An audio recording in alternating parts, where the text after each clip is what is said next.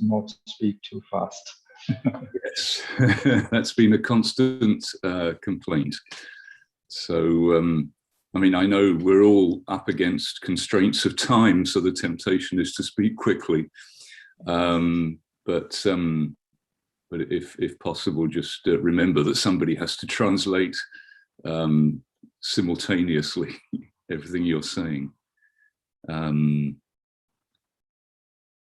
Is there anything else we should mention, Joanilde? Any other? I'll interrupt you with 5 minutes to go. Okay, just to say, I'll just say 5 minutes to go, something like that, so that you know where you are in terms of time.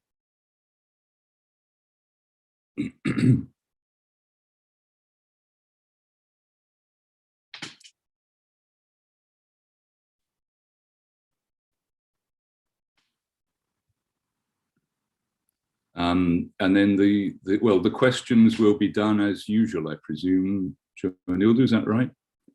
They'll be put up on the screen. Yes, they'll be shown on the screen. Yeah. All questions are written from the audience. Questions from the audience, yes, which will be sent in by writing, will be displayed on the screen, so all of you will be able to see them. Only Lívia will do it orally. Lívia, will you be speaking in Portuguese, Lívia? Yeah, I prefer. Okay. So, for Cynthia, Rachel, Joel, and Shobana, unless you understand Portuguese, you'll need to go to your interpretation button when Lívia makes her comment, or asks her question, I should say, and. Will all the written questions already be in English, Joanilde? Not necessarily. Not necessarily. Not necessarily. We have tried. Yes, we have tried to keep them to English, but yeah, if, okay. If there's no, if we don't have enough time, then they will be shown in Portuguese, and you may translate them. Okay. Or yeah. Okay, right. So I'll read the questions out then. Yeah. Yeah, it's important to read them out because of the interpretation. Because the recording. And the recording, yes. The recording, yeah.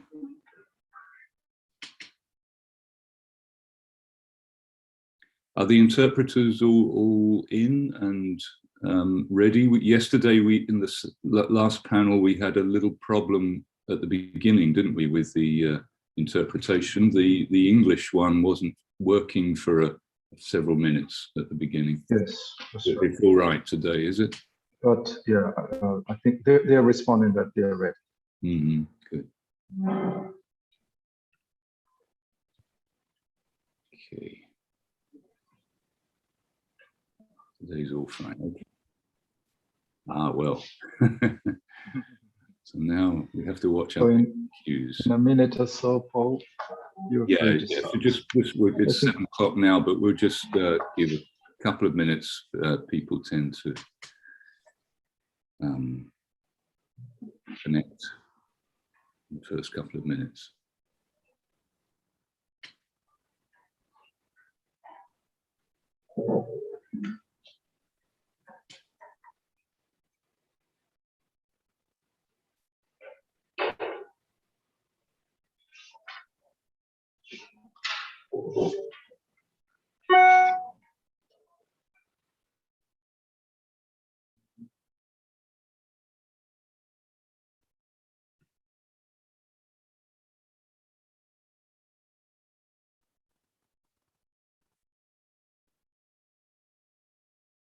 Mm-hmm.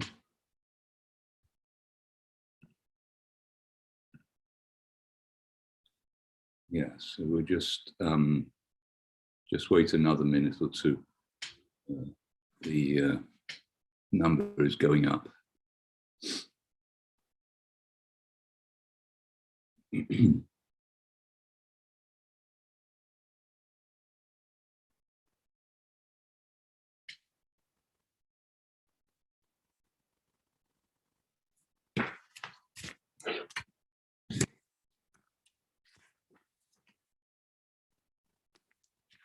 Oi?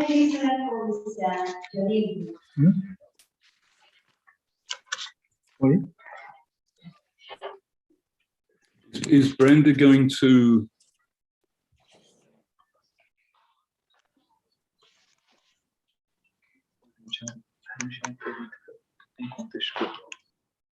So, Joanilda, is Brenda going to just? Yes, Paul. She is. She's introducing the session and then passing the word to you. Mm-hmm. Perhaps we should start off then.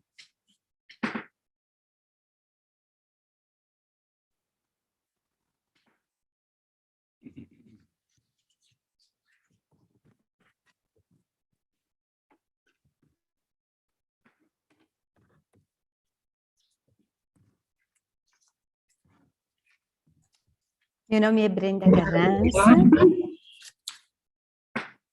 Agradecemos a sua presença neste workshop Sionismo Cristão, com sede de transmissão no Rio de Janeiro, realizado no dia 12, 13 e 14 de outubro de 2021. Iniciamos neste momento a 5ª mesa de trabalho das 7 mesas provistas. Lembro que elas têm uma duração de 2 horas. Retomo a dinâmica do workshop, que consiste em apresentação de expositores e a reação de um debatedor ou debatedora, perguntas de interlocutores e interlocutoras especiais e o público presente na sala oficial do evento, bem como desde o chat do YouTube. Solicitamos a todas e a todos os participantes na sala do evento fechar seus microfones e câmara até o momento de realizarmos o debate. Para quem participa por primeira vez deste evento, está sendo traduzido nas 3 línguas oficiais: português, espanhol e inglês. Você pode acessar este serviço no painel, na barra do menu, com o botão Opção Tradução. Caso tenha problema, comunique-se pelo chat com a secretaria. Nosso evento está sendo gravado e retransmitido ao vivo pelo YouTube. Lembramos que a ciência de gravação do evento é consentida no momento em que você entra nele. Também informamos que na página do Laboratório de Antropologia da Religião, LAR/Unicamp, você tem acesso às mesas 1, 2, 3 e 4. E elas estão disponíveis no site larunicamp.br. Este workshop será certificado automaticamente para quem estiver matriculado e registrado na sala Zoom.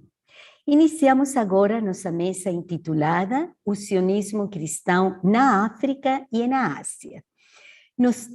Nas 3 exposições, teremos a oportunidade de conhecer o estado da questão nestes 2 continentes, asiático e africano. Iniciamos a exposição com o coordenador da mesa, o Sionismo Cristão na África e na Ásia, o professor Paul Freston, professor da Cátedra Religião e Política em Contexto Global da Universidade Wilfrid Laurier, do Canadá. Paul coordenará para nós os trabalhos do dia. Contigo a palavra. Obrigada. Thank you very much, Brenda.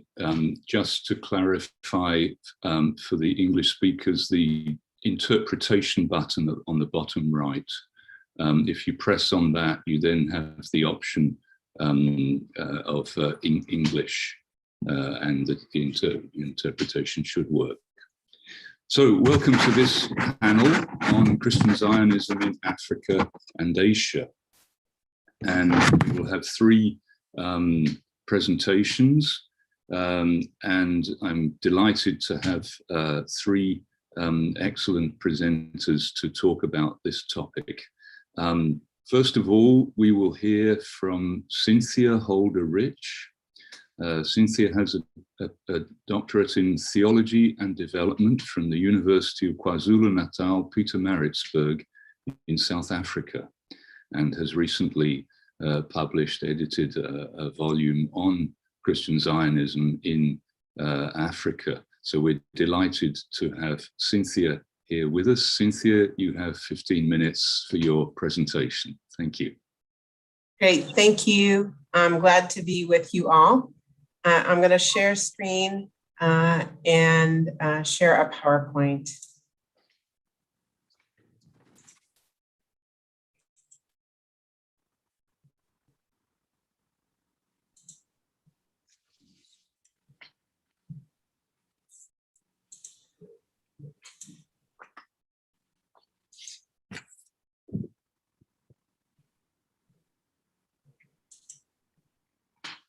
In July 2021, Israel was granted observer status by the African Union, something they have sought for decades, particularly since 2013, when Palestine was granted this status. The granting was a unilateral move by the chair of the AU, Moussa Faki Mahamat, who is a former prime minister of the nation of Chad. Mahamat's decision angered many African leaders, particularly those who have resisted pressure to restore relations with Israel. Many who protested the move noted that the granting of observer status came just 2 months after the AU, through Chairman Mahamat, decried the May 2021 bombing of Gaza by Israel, during which scores of Palestinians were killed, and Israeli attacks at the Al-Aqsa Mosque during Ramadan, in which over 300 worshipers sustained injury. The granting of observer status to Israel raises many questions. Primary among them is what Mahamat had to gain in taking this unilateral step, which he undoubtedly understood would cause offense. What Mahamat put at risk is in taking this step is clear, but what he would gain is left at present to speculation. Yet we can assume that there were gains to be made. For example, more than 40 years after breaking relations with Israel because of the 1967 and 1973 wars, the nation of Chad, which AU Chairman Mahamat previously served as prime minister, renewed diplomatic ties with Israel in 2019. Visits between the two countries and sharing of military and security assistance by Israel have featured frequently since then. I argue that Christian Zionism is a movement that is neither Christian nor Zionist. In Africa, the movement has powerful agendas which are linked with the movement's agendas in and for Israel. At issue for us today is how the goals of Christian Zionist organizations have become operative in African nations, nearly all of which are post-colonial venues for resource extraction by richer countries and lower to very low income. A more pointed question is why Christian Zionist organizations have become so engaged in Africa. Today, I will explore these questions and the harm that is being done in the name of Jesus through the transactional work of Christian Zionist organizations in Africa. First, we look at Israel's agendas in Africa. As African nations gained independence from their European colonizers in the 1950s and 60s, Israel sought diplomatic relations with many African governments. Israel exists in a hostile geopolitical neighborhood, hence making alliances with those who had suffered oppression, whom Israel could use as a mirror in which to see itself as similarly persecuted, was prudent. Here we see Golda Meir, who was Israel's foreign minister before she became prime minister, visiting African nations as part of this effort in the early 1960s. Many African governments recognized Israel, seeing in them a persecuted people like themselves who had suffered at the hands of Europeans. However, after wars in 1967 and 73, Israel claimed and occupied territory that had been designated for a future Palestinian state. most African nations broke relations with Israel and became openly pro-Palestinian. Moves taken not on the basis of what Palestine could do for Africa, but on principle and to make a point.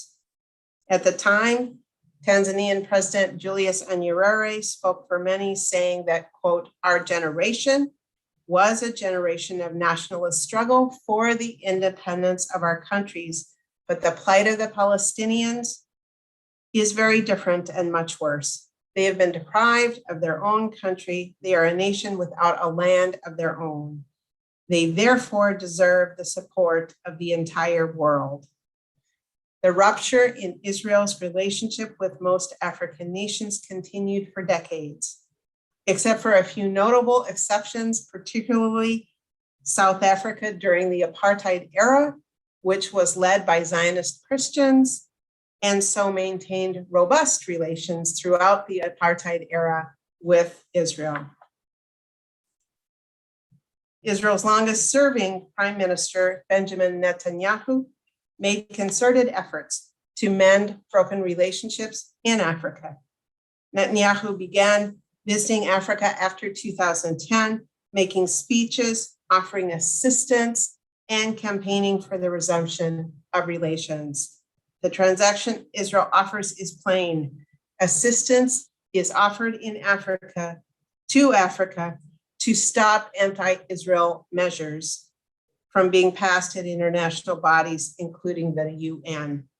Before visiting the Economic Community of West African States meeting in 2017, Netanyahu stated that his aim was, quote, to dissolve this majority, this giant bloc of African countries that is the basis of the automatic majority against Israel in the UN and international bodies. Israel rewards or punishes African countries on the basis of their support or lack of support of Israel at the UN. As part of his work in Africa, Netanyahu met with the leaders of Rwanda, Togo, Uganda, Senegal, Ghana, Ethiopia, South Africa, Kenya, and Zambia, among other African nations. Results of this charm and political gift-giving offensive are demonstrated by the relationships shown on these maps. Look at the countries outlined in pink, which indicate Israeli arms sales, and the black symbols on the other map, which are Israeli embassies, almost all of which have emerged since 2016. I'm now going to speak on the agendas of Christian Zionists with Israel and Israel with Christian Zionists. These agendas are not the same and often contradict each other. Christian Zionists have long professed love for Israel, and many see the movement as repentance for anti-Semitism, which found its tragic pinnacle in the Holocaust. Popular US evangelist and Christian Zionist Billy Graham visited Israeli Prime Minister Golda Meir and had multiple meetings with US Jewish leaders. In explaining his motivation, Graham stated that, quote, all Christians are guilty as far as the Jewish experience is concerned.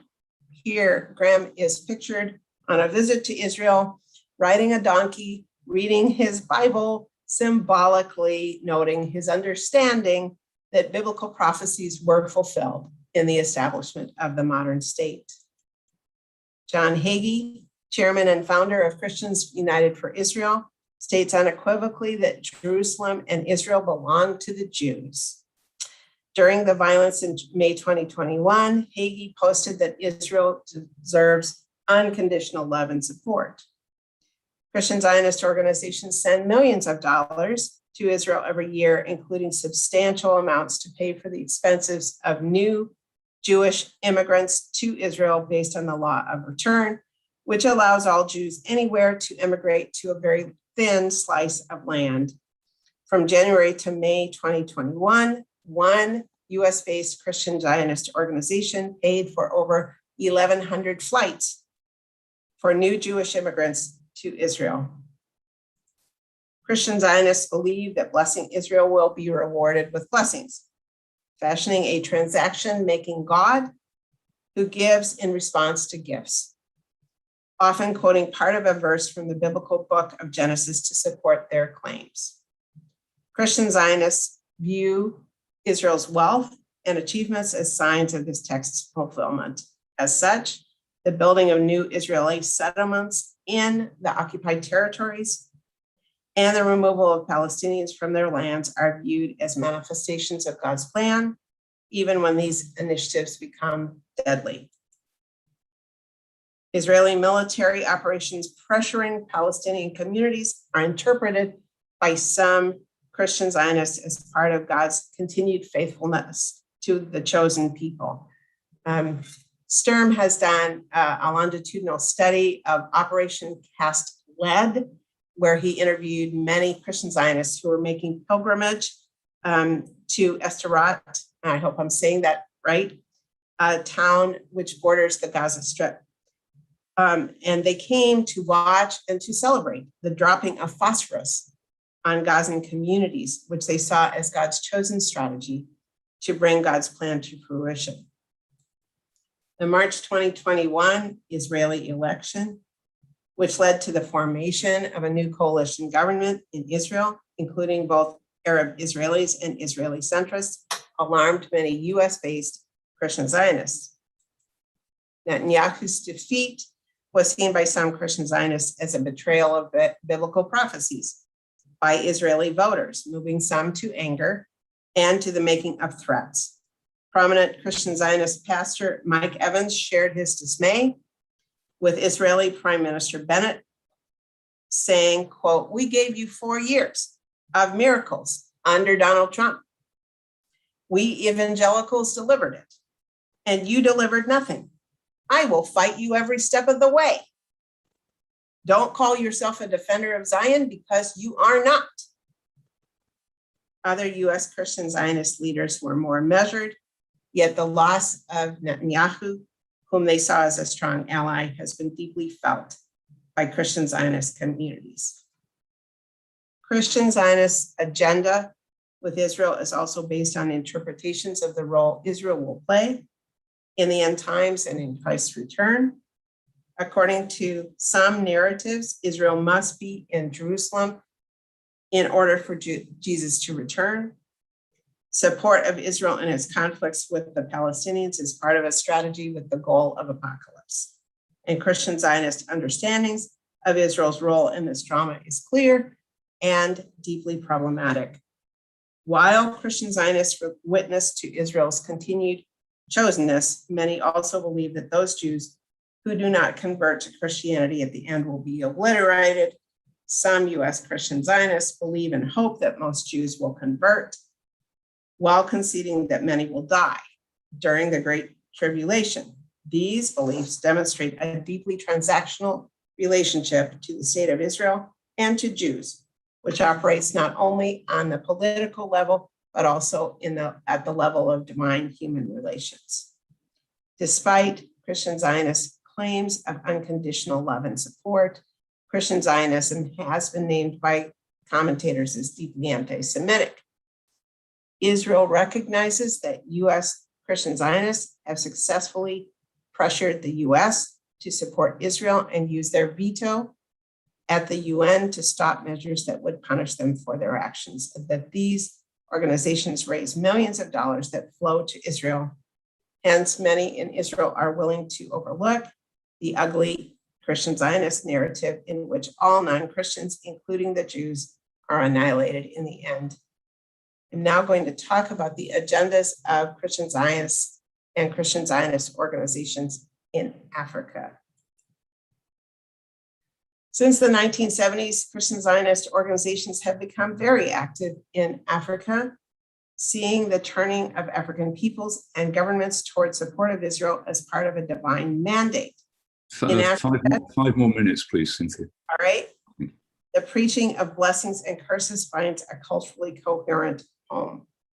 Many African indigenous belief systems emphasize blessings and curses, constructing a largely transactional relationship to God, the gods, and/or the ancestors.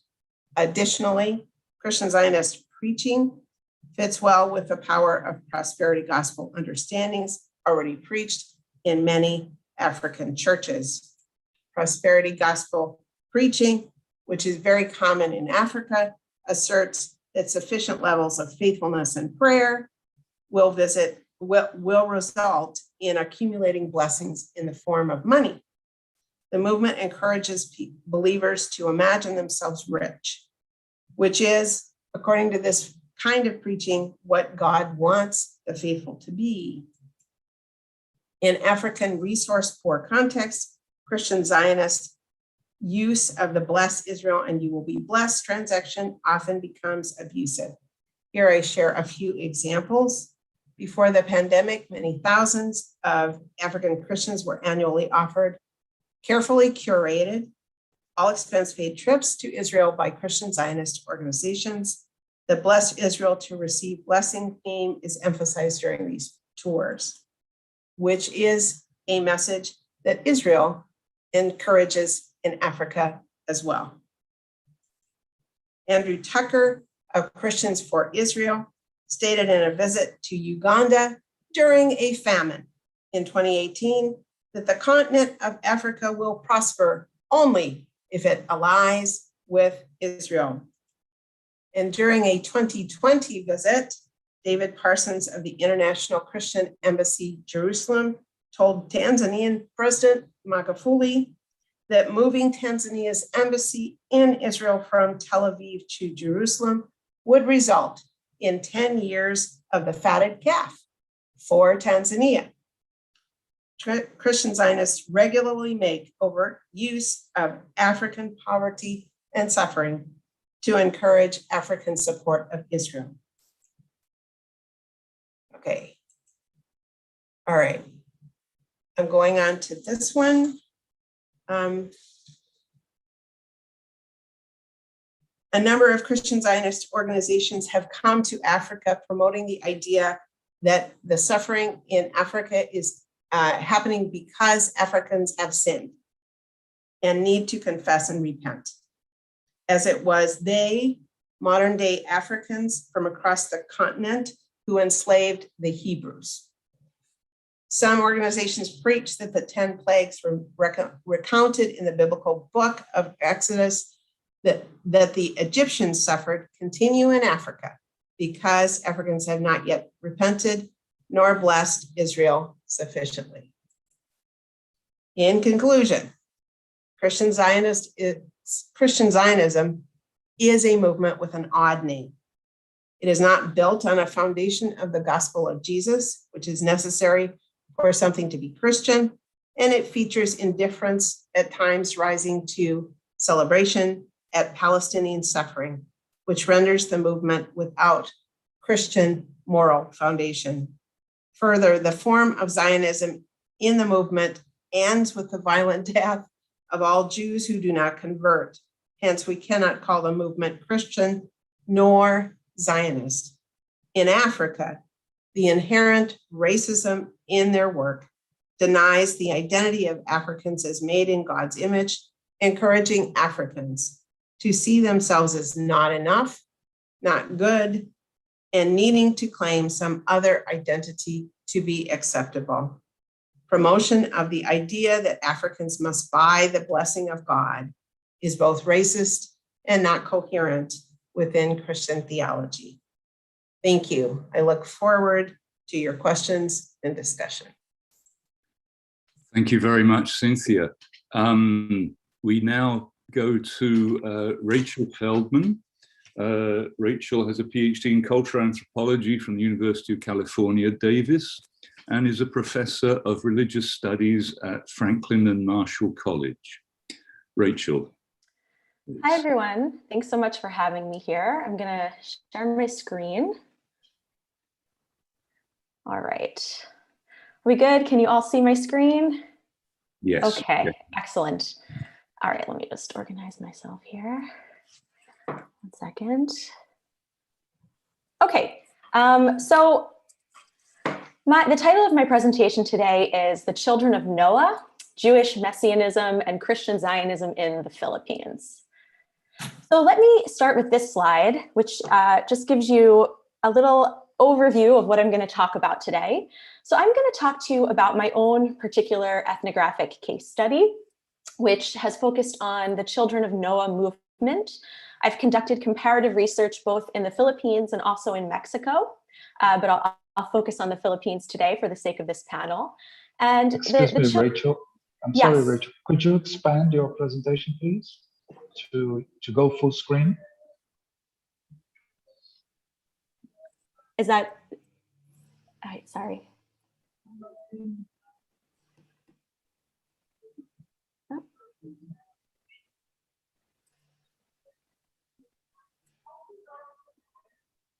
Can you see it now? Better. Yeah. How is that? On Zoom, yeah, okay, Can you see it now, the presentation? it's better. Yeah, it's better. Sorry. Thank you. Let me try again. You need to share it again. How are we now? Okay. Alrighty. So my ethnographic case study looks at Christians that are exiting Hebrew roots Christianity and Christian Zionist churches in the Philippines and adopting what they refer to as the Noahide Faith. The Noahide Faith is based on the 7 laws of Noah in the Hebrew Bible. It's based on this idea that there is a Gentile covenant inside of Judaism. And they are mentored by rabbis from Israel's religious right wing. So I don't have so much time today to get into all the theology of the 7 laws of Noah and Noahidism, so I won't focus so much on that. But I'll try to cover it a little bit. But really what's interesting about this case study in the context of this conversation about Christian Zionism is we're looking at a new kind of relationship between Christian Zionists and Orthodox rabbis from Israel's religious nationalist right wing. And Noahides see themselves as playing key roles in the Jewish messianic timeline that centers around the rebuilding of the Third Temple in Israel and the eventual transformation of Israel into a theocratic state. So my broader interests beyond this ethnographic case study is really in the ways in which Christian Zionism has given rise to new religious subjectivities in the global South. So here, my presentation is a little bit of a departure from the politics and the geopolitics and sort of the organizational level of global Christian Zionist NGOs and organizations, and really thinking about the kinds of new religious subjectivities that have emerged, specifically through interactions between Christians and religious Zionist Jews. I characterize my overall approach to this research, it's kind of a mouthful, but I like the phrase, as an anthropology of political theology approach, which basically means that I'm using ethnographic methods in order to examine globalizing political theologies, such as Messianic Zionism, and looking at the way that those globalizing political theologies function as motors of religious transit for spiritual communities in the global South. And at the same time, I'm interested in the way in which these new religious subjectivities that are emerging through globalizing political theologies, how their emergence is in fact driven by particular neo-colonial power dynamics. So I'm going to try to conclude the presentation by highlighting what some of those power dynamics are. So to get us started here, I would like to just take you to the Philippines and read to you a little bit from my ethnography here. Okay. Are we good? Can you all hear me still and see the slides? I can't see you for some reason. I lost the faces. We're good? That's fine. Yeah. All right. Excellent. Okay. So I start with the scene from the Philippines. The Beth El Guest House is an evangelical-owned and biblical-themed hotel on Cebu Island in the Philippines. The walls display a collection of Judaica, golden menorahs, and maps of the biblical land of Israel.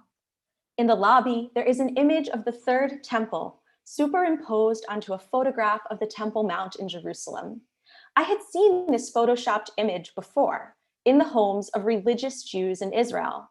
And here it was again before me in the Philippines, the Messianic temple of Jewish prophecy. And for my interlocutors, the eagerly anticipated finale of Zionism.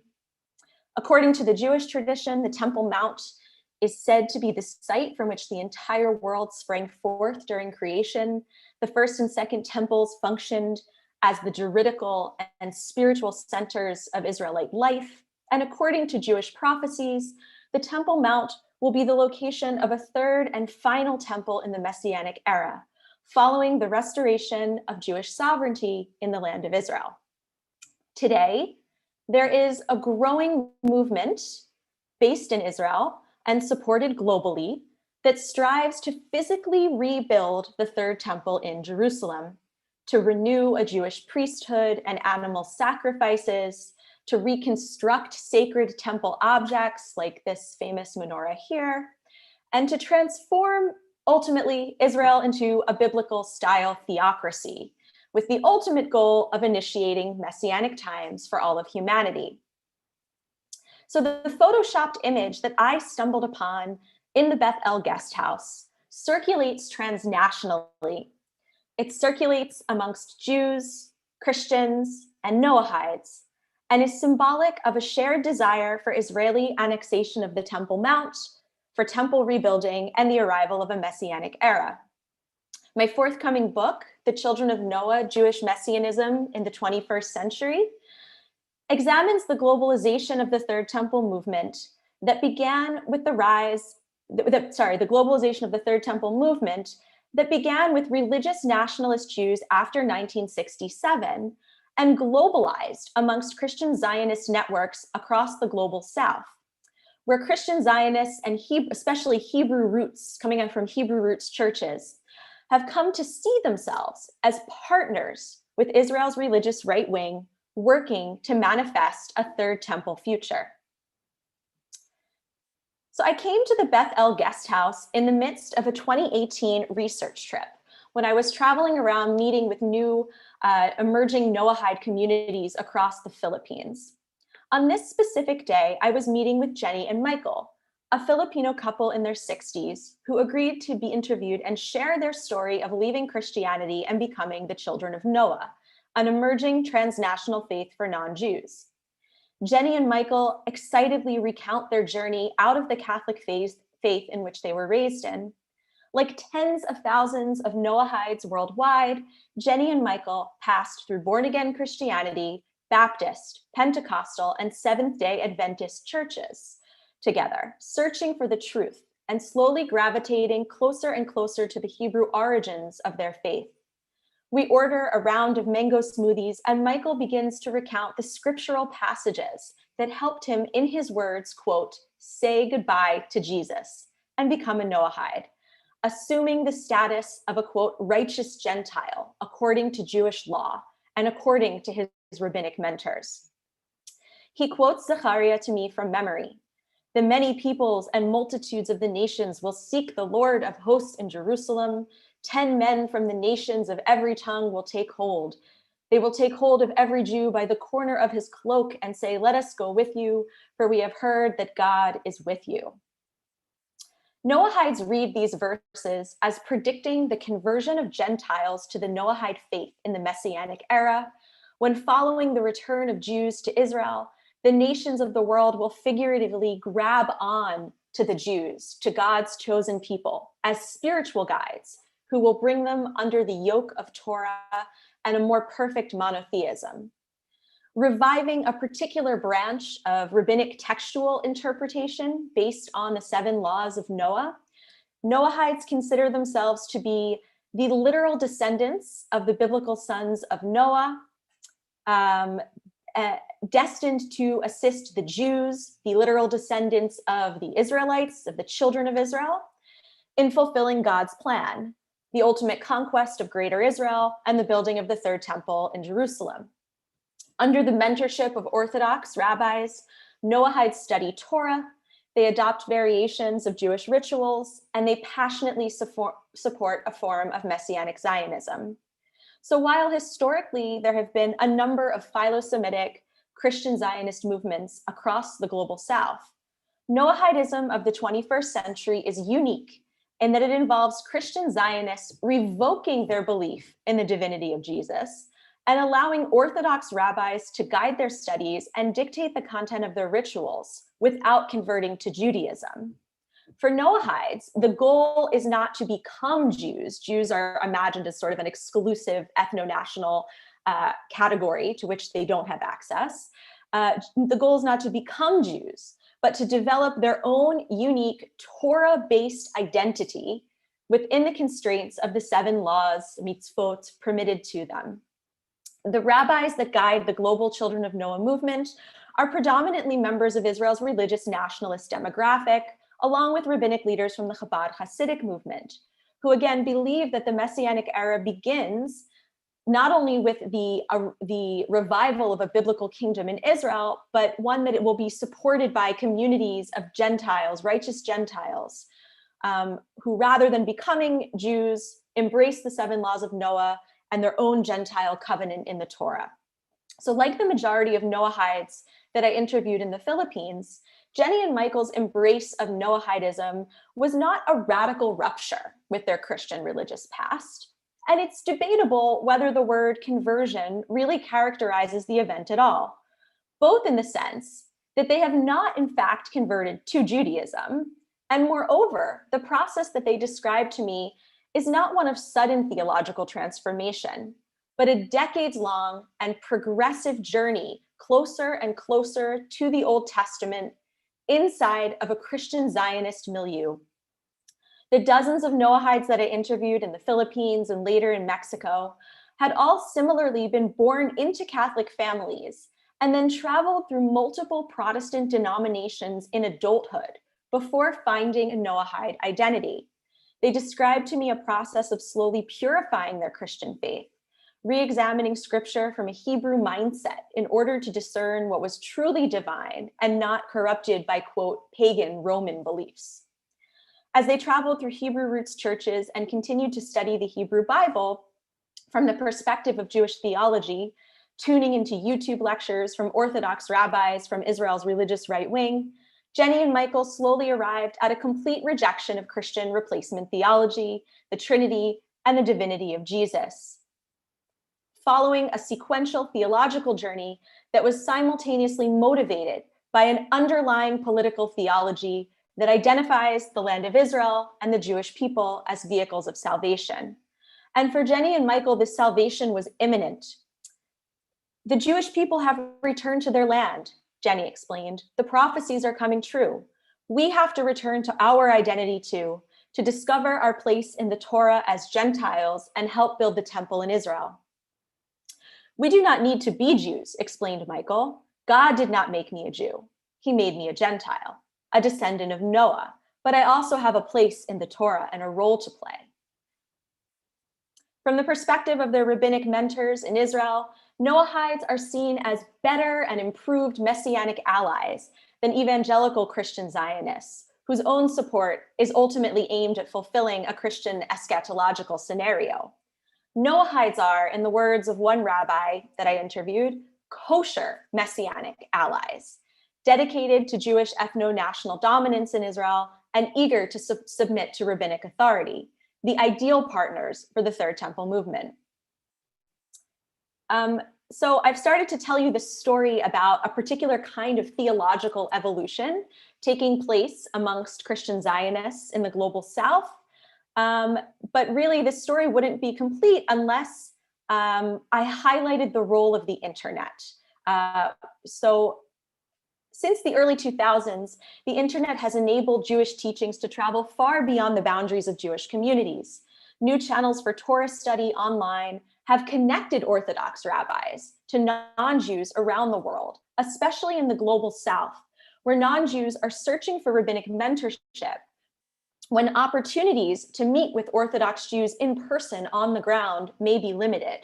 In effect, Christian Zionists have converged with Orthodox rabbinic authorities through online platforms, such as this one, the Noahide Academy, where they negotiate theological questions and their own place within a Messianic Zionist vision, slowly adopting a Jewish interpretation of the Hebrew Bible and the Noahide faith.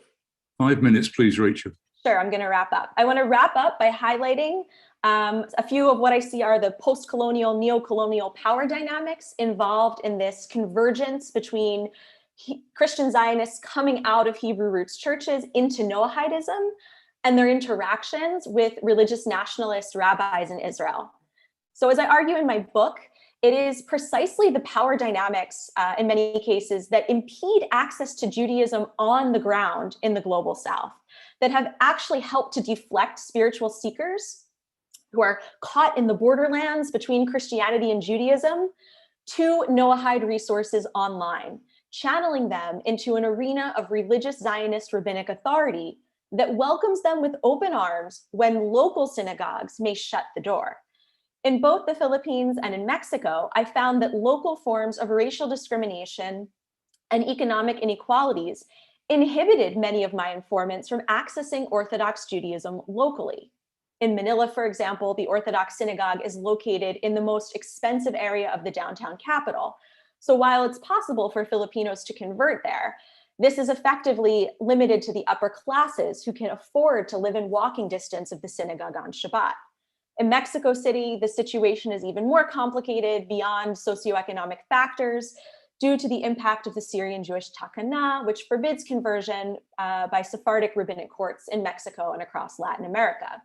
So if, as they're traveling towards the Hebrew roots of their faith, if they wish to convert, Mexican Noahides would typically have to relocate to the United States or complete an expensive Orthodox conversion program online that is entirely out of the reach for the economically disadvantaged.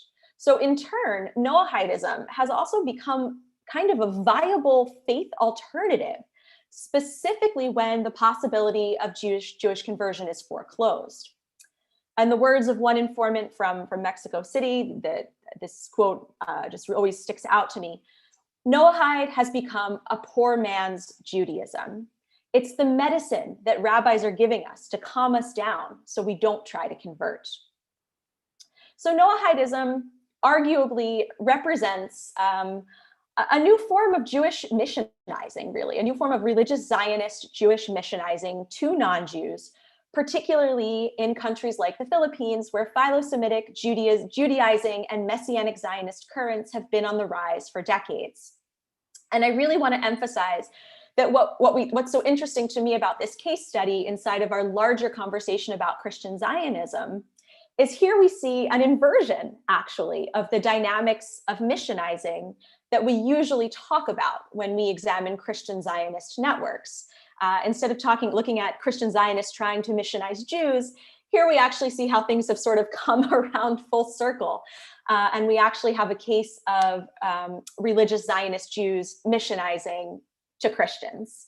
But if Noahidism involves novel forms of proselytizing by Jewish rabbis, it is also clearly a case of collaborative spiritual exchange and messianic allyship. So it's not unidirectional. Yet, even transnational spiritual exchange cannot be divorced from local conditions, from power differentials between spiritual seeker and teacher and neocolonial dynamics. So I'll just conclude by saying that, like earlier cases of religious colonization carried out by European and American empires, the Noahide missionizing that I witnessed in the Philippines was not entirely unhinged from a program of territorial conquest either, albeit one that is geographically displaced and occurring back in Israel-Palestine. So the contemporary Noahide movement effectively replicates certain theological and political dynamics present in previous epochs of religious colonization, specifically as a movement that reactivates and draws upon biblical racial theories of subjecthood, that mobilizes biblically justified notions of spiritual racial difference between Jews and non-Jews towards the salvific national mission and a utopian messianic future. Moreover, the digital missionizing carried out by rabbinic mentors is enmeshed in the neo-colonial power relations belonging to the global North context in which they are situated. As I argue in my book, rabbinic mentors sometimes end up replicating modes of historical Christian imperialism in their interactions with Judaizing communities in the global South. Global North Jews have also internalized Western narratives of modernity and civilization and often engage with global South Judaizing communities, even with the best of intentions, as culturally superior brokers of salvation and privileged gatekeepers of Jewish identity. And we certainly see these dynamics playing out in the Noahide movement. I'm probably pretty close to end of time here, so. Yes, if you could wrap up, Rachel. Yeah, I'll just stop there. I know, and just say that I know there's so much more I could say, and you probably all have a lot of questions about what is this Noahidism and the theology, and I'm happy to answer any of those questions later or by email.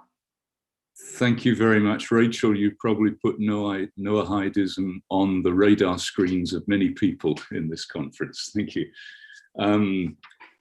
We hand over now to Joel Cabrita, who has a Ph.D. from the University of Cambridge, is Assistant Professor of History and Director of the Center for African Studies at the University at Stanford University. Joel, please. Have we lost Joel? Screen share. Okay. Once again, Joel, as with Rachel, if you can, yes, that's good. That's good. Excellent.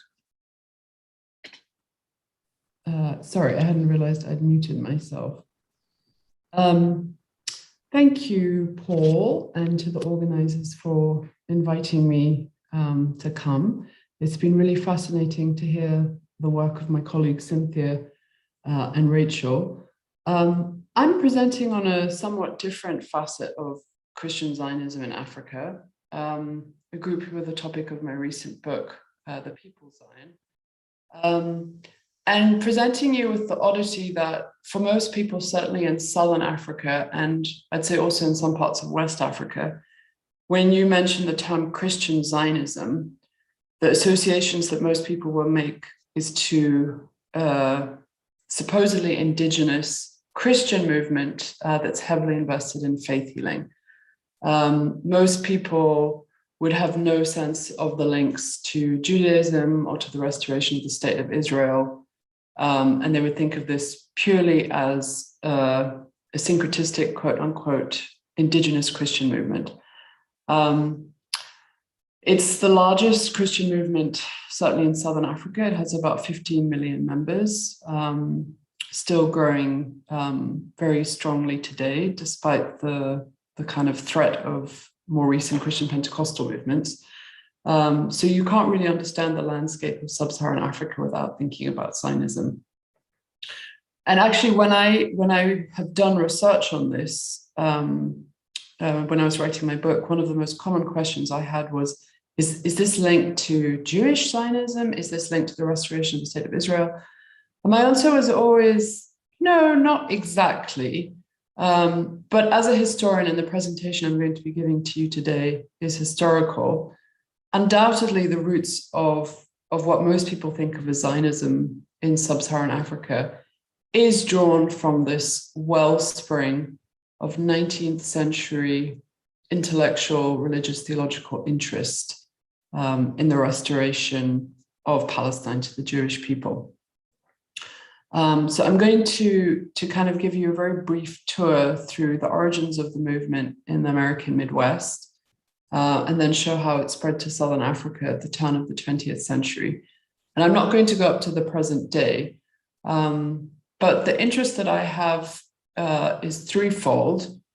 What happens when we think about the transnational dimensions of a movement like Christian Zionism in Southern Africa, when we think about it as connected to a counterpart across the Atlantic in the US, and is very much part of late 19th century US evangelical restorationist millenarian theology.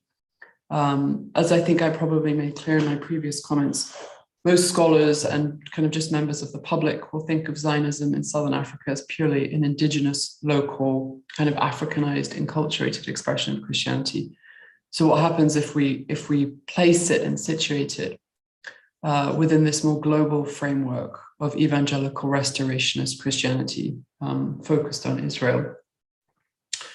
And then as part of this, how is the movement playing out differently in both the US and in Southern Africa?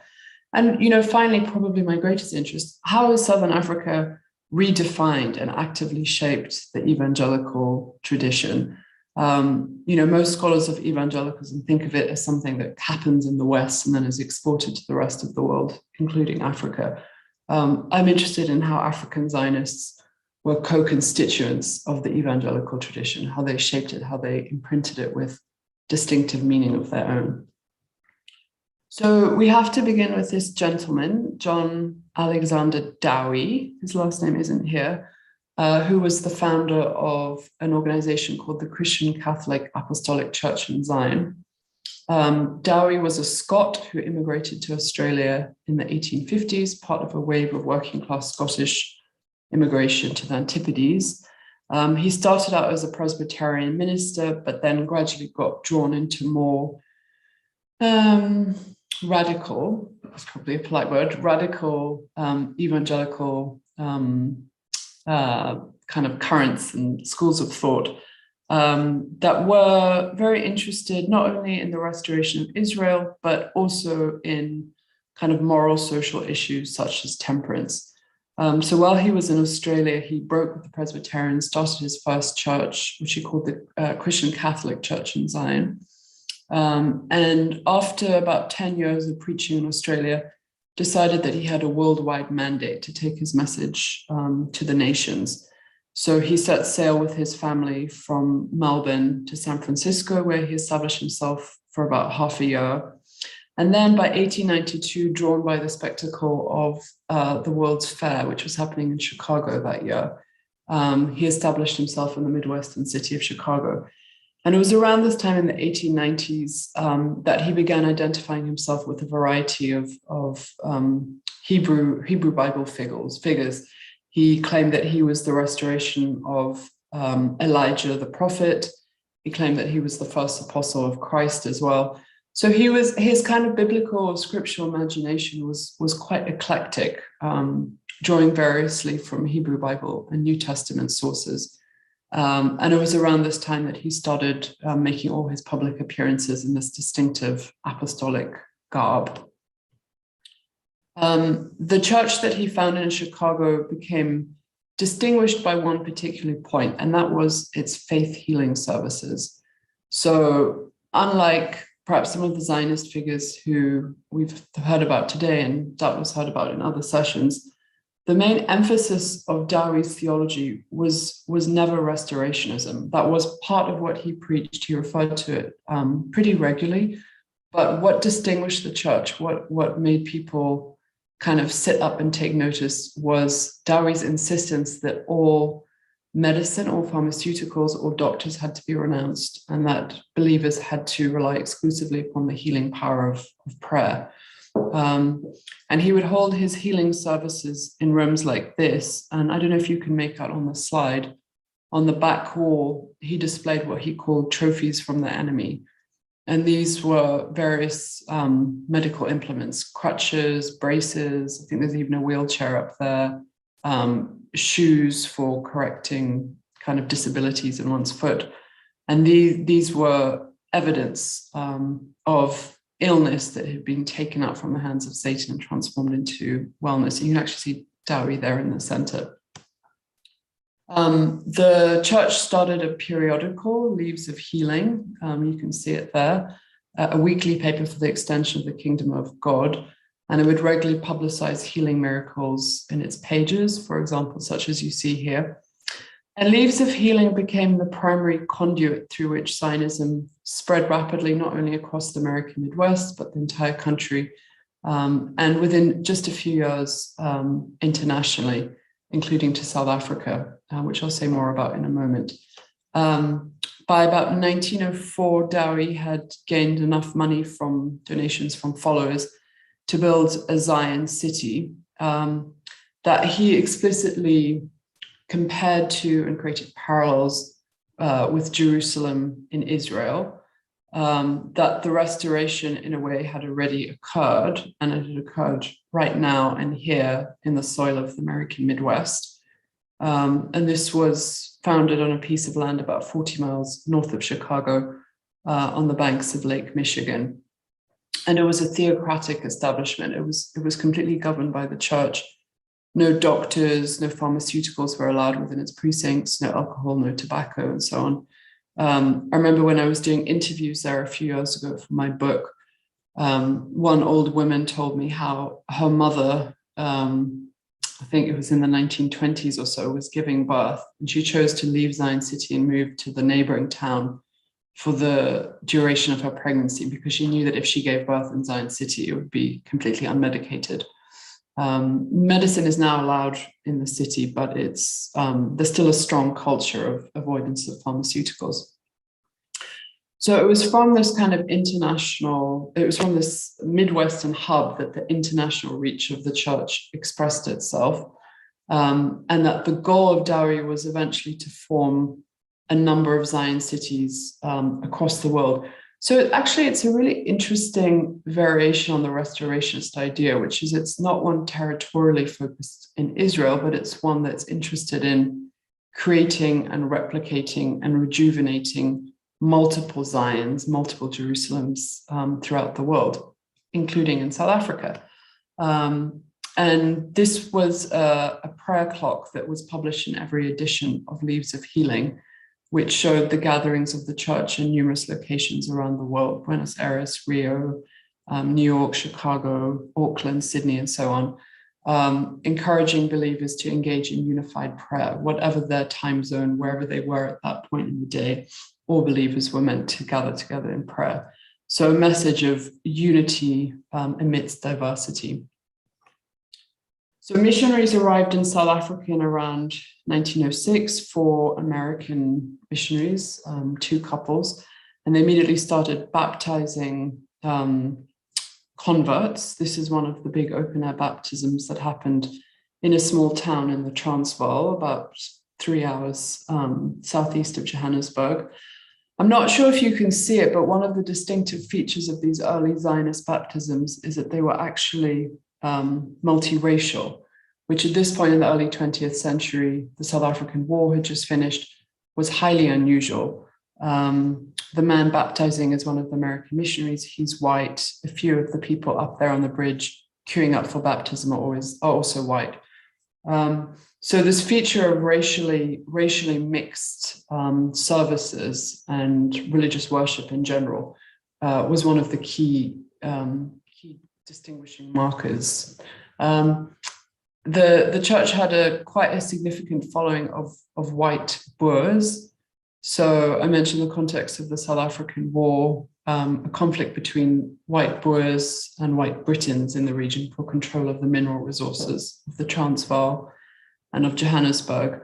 So surprisingly, because Christian Zionism in Southern Africa is often thought now, again, as an exclusively indigenous Black movement, its earliest days actually had a very strong following amongst white Afrikaners or Boers or Dutch.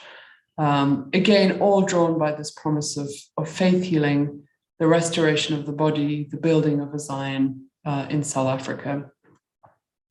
This man here is called Daniel Nkonyane, and he's pictured here with his family. And he was one of the earliest and most prominent Black African converts to Dowie's church. You can see that he's very prominently holding a large book, which I assume is a Bible. And I think what's interesting about this is that we know that Daniel Nkonyane himself did not read or write, but that part of the currency, part of the religious or ideological weight of Zion was also the promise of progressiveness, of uplift, of emancipation for Black South Africans. Zion, Dowie's missionaries established schools throughout the regions in which they proselytized. Education was always very valued and prized in an era where a lot of missionaries across South Africa were pivoting away from book learning and more towards racist notions of industrial education, so training Africans for their status in life. Zion's emphasis not only on faith healing, but also on intellectual uplift, on academic progress, was very valued by a strata of middle-class, aspirant, at this point largely rural African farmers. The movement was also very strong amongst women. So this is one female convert from the church's earliest days in South Africa. And just as the church prized education, progress, uplift, it also prized female autonomy. So many women, sorry, my son's just up, might be a bit noisy. It's only 8 a.m. here in San Francisco. 5 minutes, please, Jill. 5 minutes. So many women chose to convert to the church because they were seeking unhappy marriages, fleeing unhappy marriages, unwanted marriages, abusive relationships with male guardians, and so on. And the church became a kind of sanctuary for these women. So this early group of converts, this woman, Daniel Mkonyane over there, they became engaged in the effort to buy land to establish a Zion city in South Africa. And again, this had particular resonance, particularly poignancy in the early 20th century in South Africa, which, for those of you who know your South African history, the Natives Land Act was about to be passed in 1913 that dispossessed Black South Africans of all but a tiny fraction of their land. So this project of attempting to purchase territory upon which to found Jerusalem in South Africa had a particular political charge in the early 20th century. It has to be read amidst the broader territorial dispossession of Black Africans from their land, and that this wasn't only a religious project, it was also a political project. As well as attempting to create Jerusalem on the Highveld of South Africa in the Transvaal, both Black and white Zionists were also invited by Dowie to travel to Zion City in the US. So in a really intriguing inversion of back to Africa schemes, whereby African Americans in the US spoke about large-scale immigration back to Africa, Dowie planned to bring converts from South Africa and West Africa to Zion to build up the Jerusalem in the Midwest. I actually have no evidence of a Black South African Zionist ever making it to Zion City until much later in the 20th century, but certainly white Afrikaner or Dutch Zionists made the journey. Something that I think highlights, again, the kind of racial discrepancies. However much the church may have preached this message of egalitarianism, the fact is that the experience of white and Black Zionists in South Africa, of course, could never be the same. Black Zionists didn't have access to travel and to resources that would have allowed them to do so. But anyway, certainly some white Zionists traveled to Zion City and occupied quite prominent positions in the American church. So I'm going to just close with a couple of pictures from more contemporary Zionist worship. This is from Eswatini, formerly known as Swaziland, a small country just on the borders of South Africa. And this is another one here. And the reason I'm showing you these photos is to demonstrate the extent to which the movement has changed over the last 100 years or so, and the way in which it's moved further and further away from the restorationist millenarian theology that informed at the beginning of the 20th century. So the reputation of Zionism as a purely indigenous African enculturated version of Christianity, with absolutely no links to a broader evangelical tradition, to a broader millenarian interest in the restoration of Israel and the reclamation of Jerusalem, is partly because Zionists themselves have consciously over the last several decades repudiated that aspect of their heritage. Many Zionists today will have absolutely no memory, knowledge, or even interest in their historical legacy as being part of a North American evangelical movement. And they've really doubled down on this issue of indigeneity and being an African expression of Christianity. So whereas members of the original American church and early converts in Southern Africa always wore white robes, one of the distinctive features now of Southern African Zionists is how each group will have its own individual uniform. In the case of this church, blue, green, and white uniforms.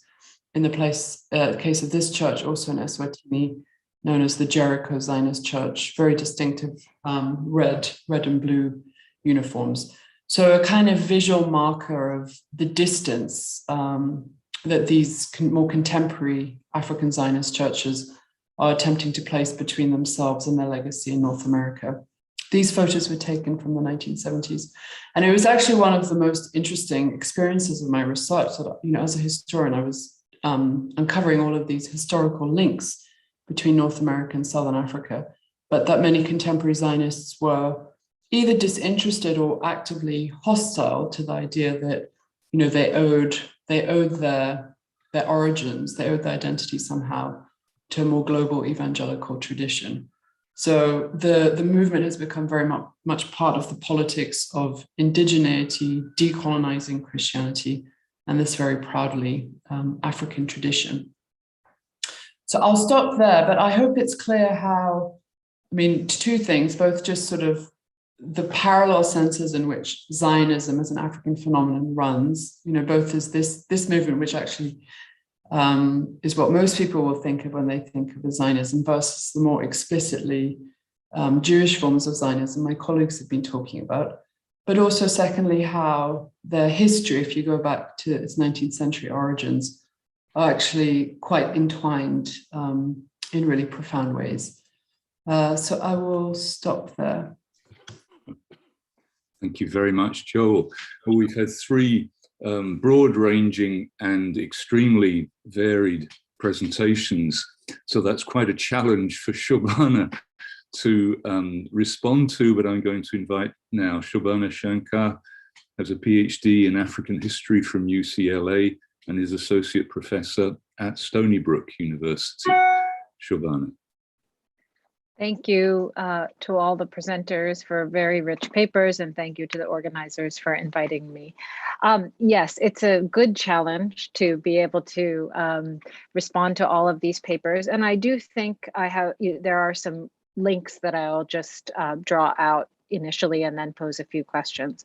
First, I think all of the papers highlight very clearly the need for transnational approaches that view through the prism of Christian Zionism that place Israel in the Middle East or in relation to North America, as Joel's paper has talked about, but also Rachel's paper, I think, gets into definitely Cynthia's paper. But Asia and Latin America as well. So basically we have here global intersectionalities that I think narrow national and nationalist frames or even singular religious frames don't actually capture. And so this relates to my second point, which is that, we are talking about Christian Zionism, but so many religious politics that intersect in the theme of Christian Zionism. So obviously Christianity, Judaism, but also Islam is present in these papers. And we could add, if we had examples from other countries that I think would fit here, other regions and interactions, Hinduism and Buddhism. But this theme of the politicization of religion on a global scale really, of course, challenges the secularization thesis in global studies, which I think many of us have already challenged in multiple ways. But I think Christian Zionism is an incubator of all of these processes that cut across themes, across religious traditions, and across regions.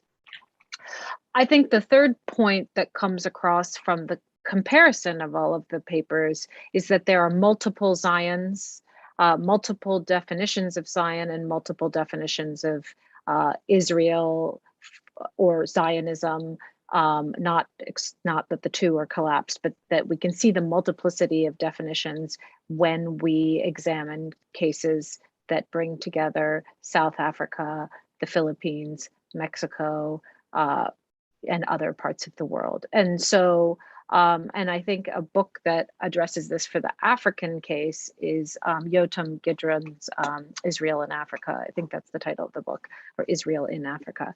He makes this point that there are multiple Israels, and we can argue multiple Zionisms or Zions around the world.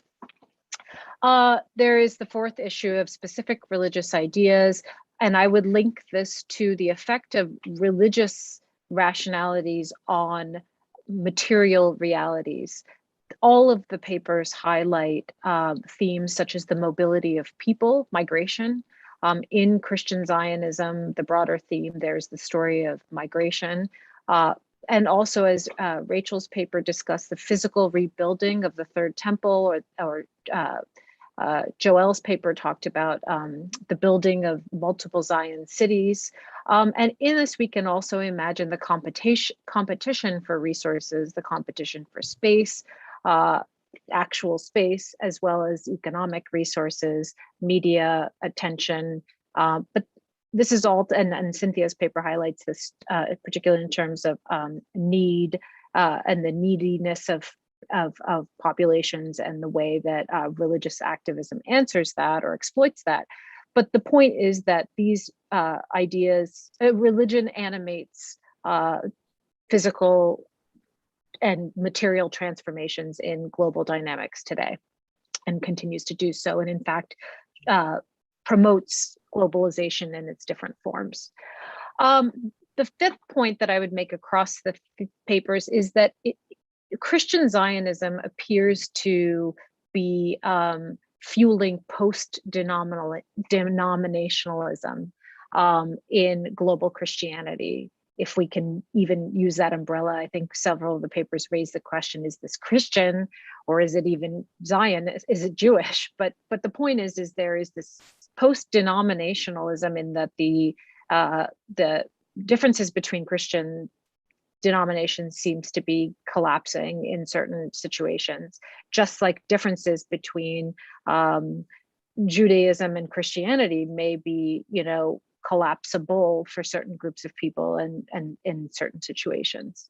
And then the final theme that I will highlight across the papers is the question of non-Jewish agency in Zionism. And this has come up in multiple ways, whether this has to do with Africans, well, we've talked, and North Americans or Australians. Dowie is a transnational figure, and Filipinos and Mexicans and other groups who are non-Jewish, let's say, or non-Israeli, but are involved in Christian Zionism or Zionism. And I think we've talked about and around the issues of race, racism, white supremacy. And I would just add to that the perception or belief or imagination of racial difference amongst populations who may be considered indigenous or local populations. And so here I'm thinking about, for example, in Nigeria, where most of my work has been, that there might be populations, African populations, who trace ancient roots to, to the Israelite, ancient Israelites. And whether or not, racial science, for example, kind of debunks certain ideas and beliefs about popular ideas about race and racial difference. But we should be in thinking about hierarchies of race and white and non-white. We also need to consider the hierarchies amongst populations that might all claim to be from the same nation, for example. And I can also elaborate on, some of these histories of African origins, for example, that do tie themselves to the Middle East, to be able, ancient Middle East, to assert a kind of privilege over other Africans. And I think Joel probably has examples from Southern Africa of these kinds of groups as well. So let me just turn quickly to the individual papers. Cynthia, and I have a lot of questions, but I will just ask these very quickly. Cynthia, so I wonder, in your story, I know you addressed this a few times, but I think if you have more to say on it, I'm curious about the growth of Islamophobia, particularly among African evangelical Christians, if you've studied this, that also sort of strengthens this relationship between African evangelical Christians and is Israel as a political actor, but also particular parties within Israel, be they religious actors or business actors. I thought your point about Christian Zionism is not Christian, and because it has nothing to do with Christ, and also not really about Jews, because the life of Jews is not considered, or is actually that they will be annihilated as well, is very significant. Christian Zionism is not Christian and it is not Jewish. I would ask you, is it religious? And what would you call it? What do we call Christian Zionism put in this frame of not being, of a not being, as you've stated? The third point about buying the blessings of God, there's been a lot of work about the prosperity gospel, particularly as emerging from African churches. But I'm wondering if this is, buying the blessings of God, the prosperity gospel, which has been sort of hung on the hats of African Christians more than African Pentecostals and charismatic Christians, more than other religious, other groups in other parts of the world. But it seems to me, but this is mutually intelligible if Jews in Israel are also responding to the idea that the blessings of God could be bought by Christians coming from outside. So I'm just curious if you think that the prosperity gospel has this quality of spreading to other regions, other religions, because there's an economy of religion. And then finally, just the question about of African agency in your story. I think people in the chat also asked this question, so I'll leave that one for now. Moving to Rachel's paper, I thought that one of the questions I wanted to ask is how much you think movements like the Noahide movement are fueling reformist tendencies outside of Israel, where the right-wing rabbis maybe say, in terms of Nigerian Christian reformism, that is increasingly, or has already been for decades now, in intense tension with indigenous forms of Christianity that are seen to be paganistic. And you talked about the removal of the corruption of pagan roots. That's really seems to be a part of the Noahide discourse. But is something like Noahidism making the tolerance for indigenous and heterodox forms of Christianity harder for, say, Africans who live in very multi-religious, plural, societies of very plural practices of religion? So, we talk about Islamic reformism, but is there Christian reformism being kind of being intensified by movements like the Noahide? Second question about the rabbis: do they see themselves consciously, or even perhaps not explicitly, in competition or conflict with Christian and Muslim media authorities? Because we know the proliferation of religious authorities in the media space has become very extensive. And then a final question, although I could ask a lot of questions, your point about poor man's Judaism. I was wondering too if there is this how much there is this fascination with mysticism in the Noahide movement, and how the teachers, the rabbis, are being seen as these kind of global gurus, if I can use that phrase, because actually people have talked about it in the Hindu proliferation of these teachers who are sort of sought by outside of their own religion as being some sort of mystical or spiritual guides. And then Joel, some questions for Joel. I think your point about Zion as emerging from eclectic understanding of religion, say in the Midwest in the 1920s by Dowie, is very important. And I think another work that talks about Zion, maybe in a little bit more direct connection to, or in a different sort of connection to Israel, I'll say, in the 19th century, is Faisal Devji's book, Muslim Zion, which talks about how Pakistan also sort of, articulation of Pakistan was from a theocratic, the idea of a theocracy, a modern theocracy. So I was curious too, especially for you to develop this idea about the land which you made under, the buying up of land by the Zion church members in South Africa among Black South Africans who were at the moment when they were being increasingly dispossessed by land. So I was wondering if these lands were owned under church auspices, if they were able to be maintained by Black church members under apartheid, or what happened to the Zion lands. A second question is, how is the faith healing of the South African Zionists or the Zion communities being interpreted today? And then in the interest of time, I'm going to ask one final question, which I think was also picked up in the questions. How does this history of Zion in Southern Africa, which you argued some people have forgotten and don't want to talk about, as a Western sort of in terms of the US, does it shape any idea of Israel today? And in a final comment, just getting back to the idea that there are populations, of course, in Southern Africa who might see their origins as, somehow tied to the ancient Middle East. So thank you all for answering any or none of these questions. Thank you for your presentations. Kobana, thank you very much indeed. We're going to have a quick question from our designated interlocutor, and then we will open to the questions from the audience.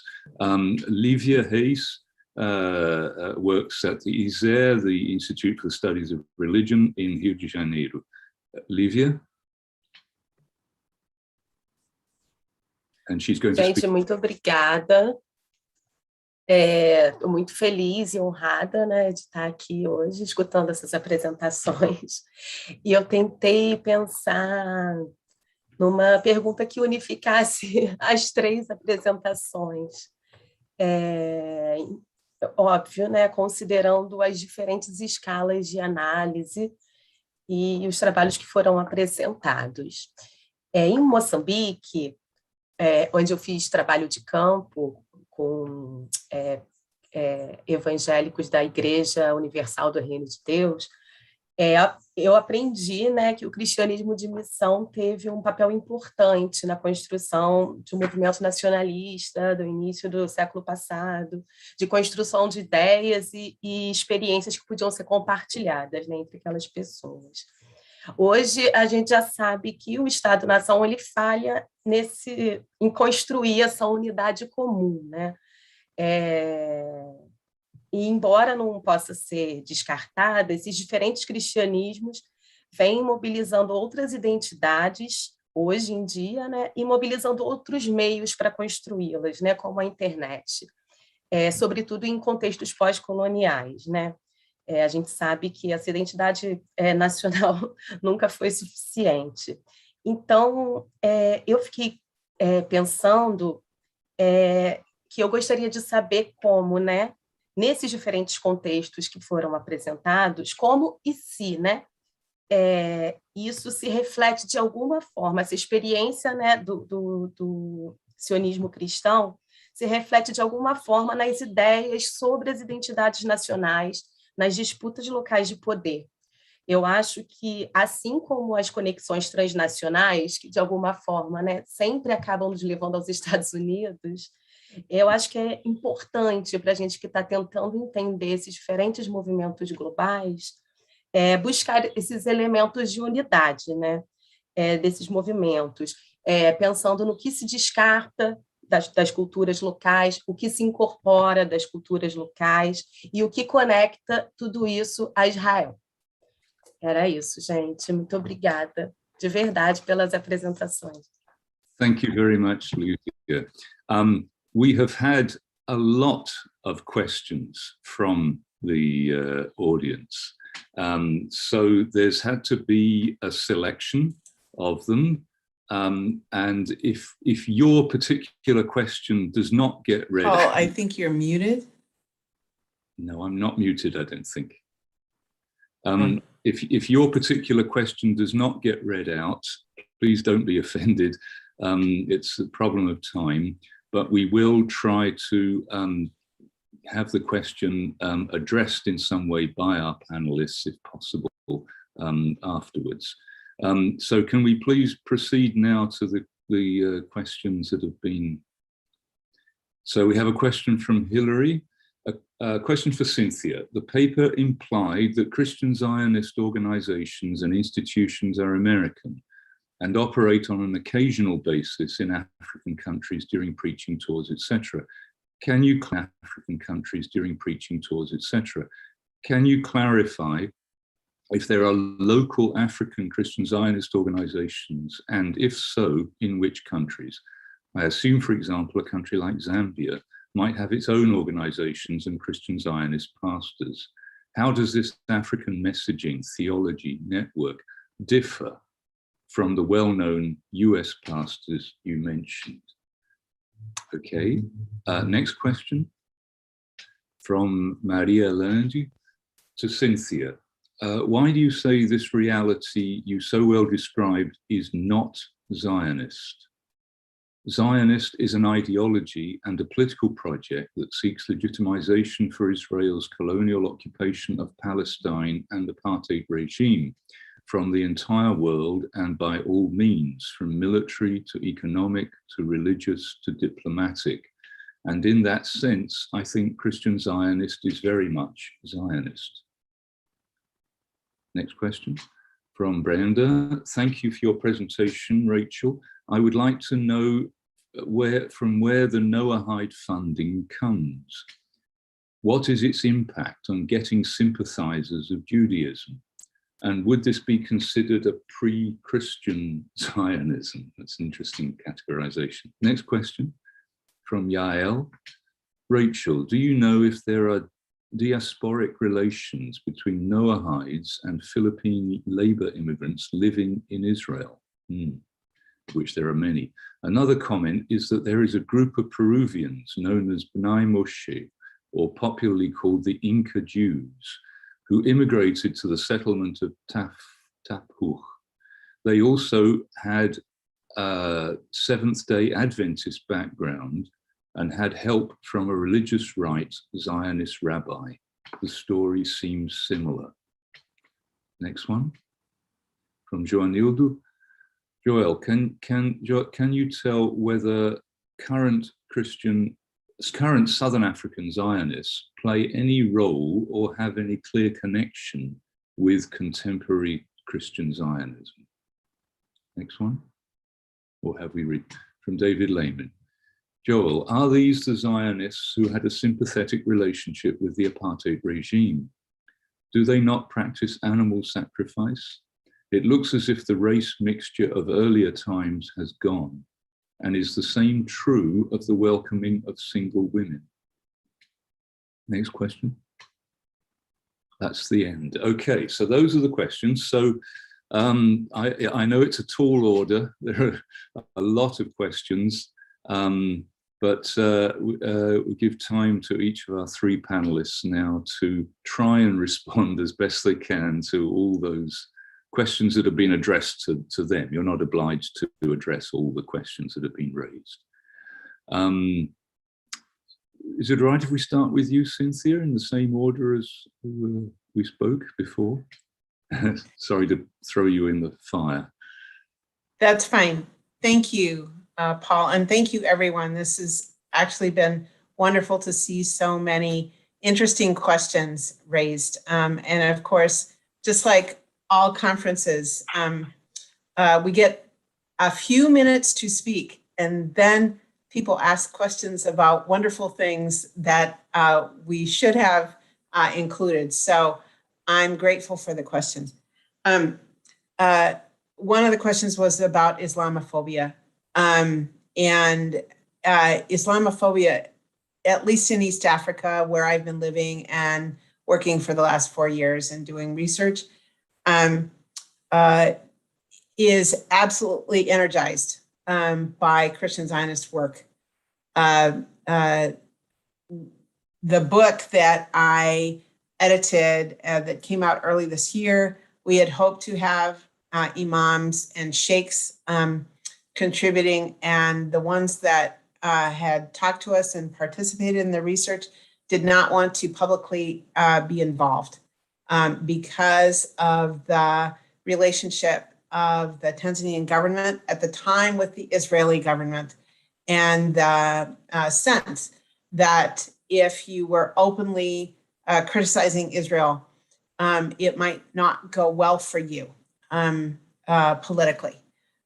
So Islamophobia is, at least in East Africa, I can say, a serious problem that Christian Zionism encourages. I'm trying to think of some of the other issues. One of the questions was, are there African sources for Christian Zionism, or is it all from the West or from the US? And I think the answer would be yes. It's from the US, and it's from the West, and it's from Africa as well. And my own sense is it's quite geopolitically informed and energized and catalyzed. Shobana had said that your work is in Nigeria. Nigeria is a really, and as you know better than I do, but it's a very, very important context for Christian Zionism. And there are really significant, large, very, very powerful African pastors and leaders of religious organizations, Christian religious organizations in Nigeria, but there also are in Tanzania, Kenya, Ghana, even South Africa, where there is a really significant BDS boycott, divestment, sanction movement. There also are really significant and very powerful voices, Christian voices in South Africa that are Zionist, Christian Zionist. One of the questions was, how can I say it's not Christian, and how can I say it's not Zionist? I say it's not Zionist because in the Zionism of Christian Zionism, the Jews die at the end. I just don't think that Theodor Herzl would ever have the vision of all the Jews dying who had not become Christian. I call it not Christian, and somebody noted in the chat that I am a Christian pastor. I call it not Christian because the primary texts that are used are Old Testament texts. They are Torah texts. They are not the Gospels. So I see a real disconnect between that which is Christianity, except for the idea that Jesus is going to return only if Israel is in Jerusalem. Maybe, Paul, that's enough for me right now. Okay, thank you very much, Cynthia. Thank you for that. Let's go on to Rachel then. Okay, hi. Thank you all so much for tuning in, and thanks for the questions. I think I wrote them down here. So let's see. Is Noahide fueling Christian reformist tendencies? Short answer, I don't know, because the movement is so new. And even though there are, I don't have official numbers, but I feel safe saying that Noahides number in the tens of thousands worldwide. They can be found on almost every continent. That's still a really small number of people vis-a-vis the Christian world. So I can't really make any claims, I think, about Noahide impacting the Christian world. But certainly these overall trends that we see in the global South of groups drifting towards the Hebrew roots of their faith, this idea of purifying Christianity, everybody that I interviewed just had a very similar trajectory, born Catholic, moved to evangelical, from evangelical to Pentecostal, then to Seventh-day Adventist, right? Then Jews for Jesus. And the closer and closer you go and you move through this theological evolution, you come up against the door of Judaism, right, at the end of the day. And Noahide provides a kind of theological answer for people who don't exactly walk through that door and convert, but are looking for their place inside the Torah and how they should be, what their subjectivity should be now that they've gotten rid of Jesus. Are rabbis in competition with Christians? I love this question. It's very interesting. It's not so much the rabbinic mentors in Israel who sort of are overseeing this and providing digital resources and mentorship. It's actually the Noahide preachers locally on the ground who are then competing and debating with their, the neighboring Seventh-day congregation. I saw this playing out a lot in the Philippines, where, for example, a Noahide preacher, right, who runs a Noahide congregation and then receives mentorship from rabbis in Israel. One of these preachers actually brought me one day to a Seventh-day Adventist conference and sort of, walked me around and used me, tried to use me as sort of theological fodder to convince the Seventh-day Adventists there that they were wrong, and that here's a real Jew.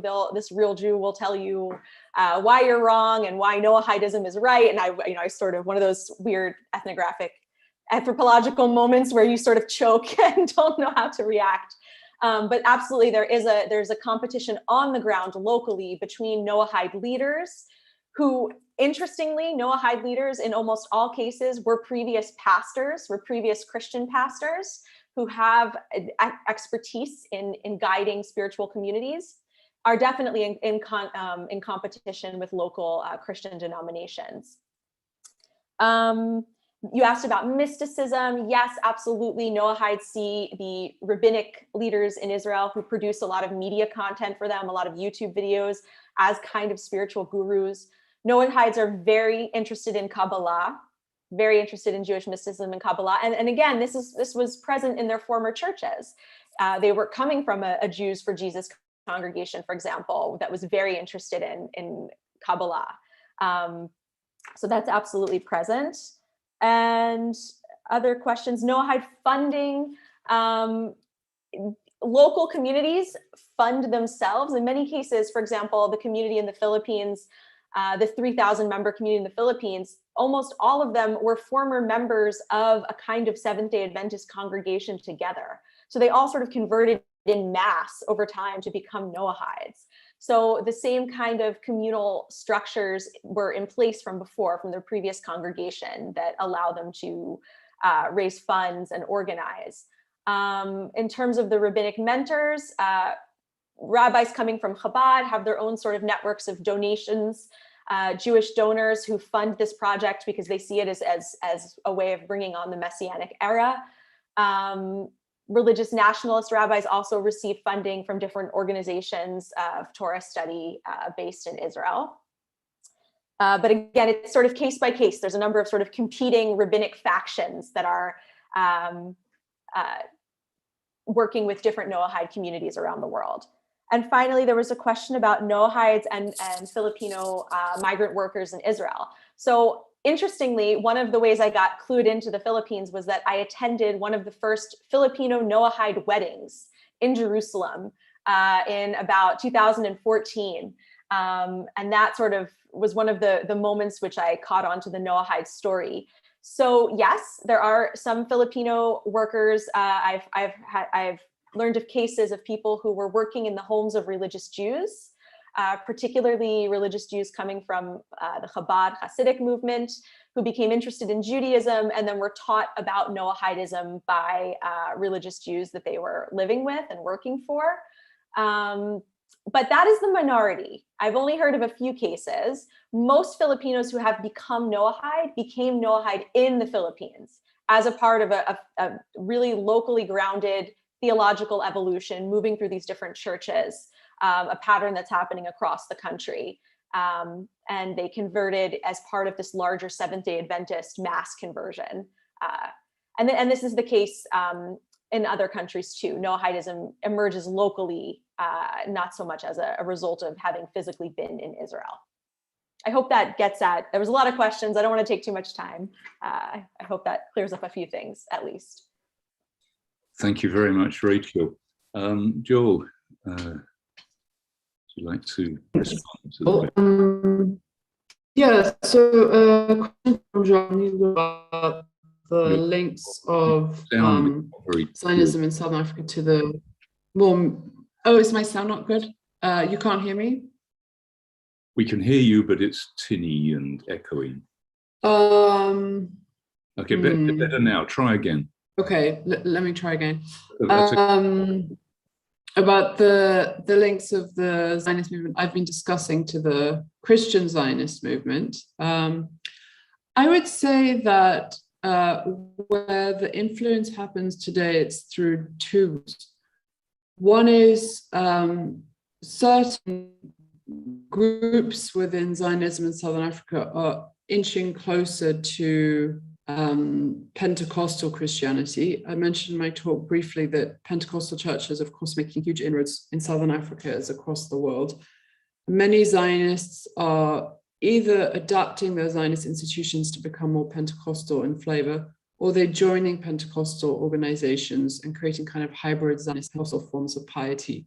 And the interest in Zionism and restoration, I would say, sometimes accesses Zionists through their lines, these much newer Pentecostal movements, some of which have links to North American Pentecostal movements and Christian Zionist groups in the US. Another channel of influence is that the original church in the American Midwest still exists in Zion today, is attempting to re-missionize or re-Christianize what it sees as its vast lost Southern African church. So these 15 million Zionists in Southern Africa, many of whom today acknowledge or hold no kind of affiliation to the American Zionist movement, this very small, kind of much diminished original Dowie church in Zion is trying to reclaim these Christians. And to that end has sent about 40 missionaries from Zion City out to Southern Africa. They work in South Africa, Eswatini, Mozambique. It's an organization called ZIMA, Zion Evangelical Ministries of Africa. And many of this new wave of American missionaries from Zion City are themselves allied to Christian Zionist beliefs of a more kind of evangelical persuasion. And in that way, Christian Zionism is sort of re-entering the mainstream of contemporary Zionism. But just to kind of qualify that and say that the success of the North American church in trying to kind of re-evangelize or recapture the South African branches is very minimal. It's very limited. I mentioned the interest in indigeneity. I mentioned how many African Zionists have absolutely no interest in the North American connection. So the North Americans, I think, find only the smallest and most precarious of Zionist churches, usually those in need of some kind of financial assistance, are interested in forming alliances with them. So David, hi David, nice to see you again. Your question about apartheid, yes, absolutely. So in the 60s, 70s, 80s, particularly the 80s, many Zionist churches in South Africa came under a lot of negative scrutiny for not being allied to the cause of liberation, explicitly distancing themselves from groups like the exiled ANC, and repeatedly inviting high-profile officials in the apartheid state to officiate at church services, give speeches.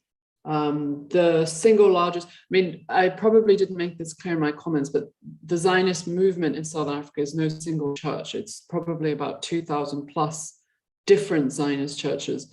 The single largest one, ZCC, Zion Christian Church, probably has somewhere like 6 to 8 million members.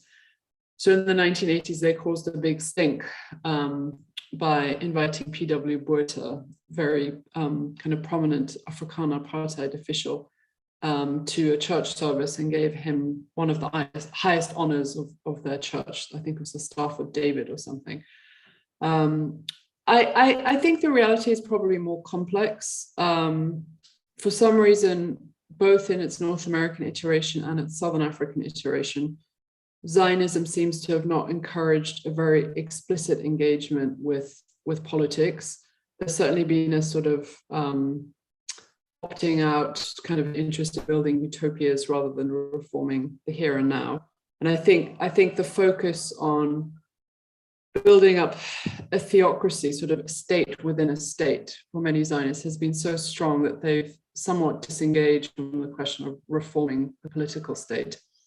But I think it is more complex. Just the numbers that we're talking about, millions and millions of Southern Africans, I'm sure I'm sure that there must have been significant overlap between Zionists who participated in formal politics and, you know, Zionists who belonged to a Zionist organization.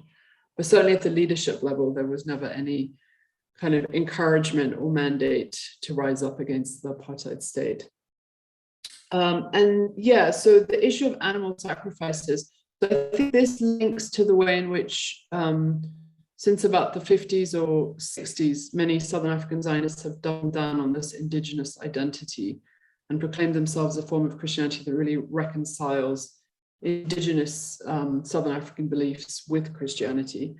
And of course, in sort of indigenous worldviews and religious traditions, the sacrifice of animals to ancestral spirits is a huge part of it.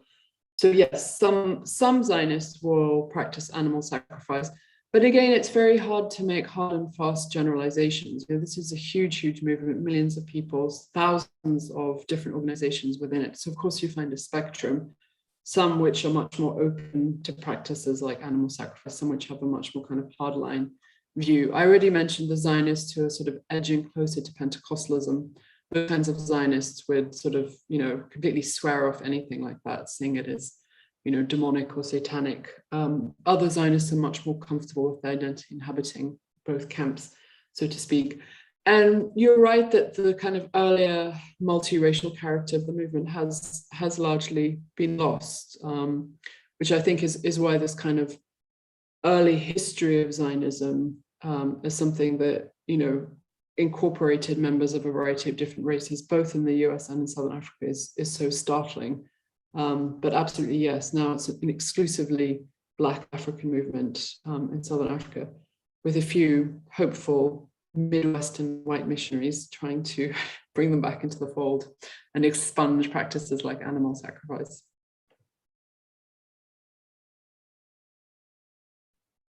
Thank you, Joel.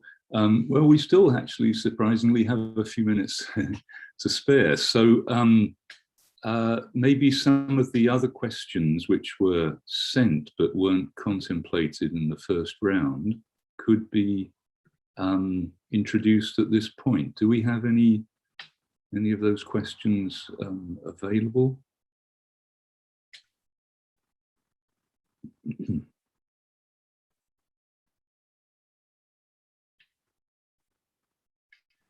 Just a second. Right. So a question from Amanda. Thank you for the presentation, Cynthia. In Brazil, racist religious rhetoric often weaponizes the mythology of Ham as the cursed forefather of the Black people as proof they must redeem themselves. Does that also occur in Christian Zionist circles in Africa, to your knowledge? Okay. Do we have any other questions?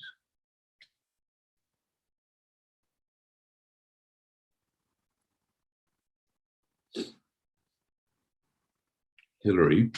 Rachel, do the people you're meeting want to convert but end up with the poor man's option instead?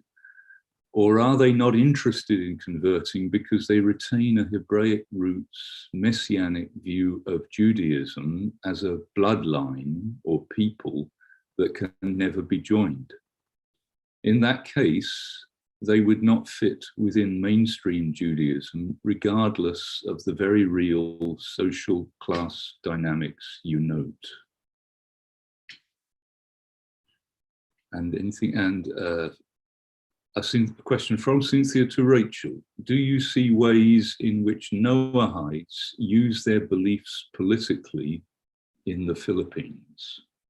I think there was also a question that someone sent along similar lines about whether the Noahides have been favorable to Rodrigo Duterte, the controversial president of the Philippines in the last few years.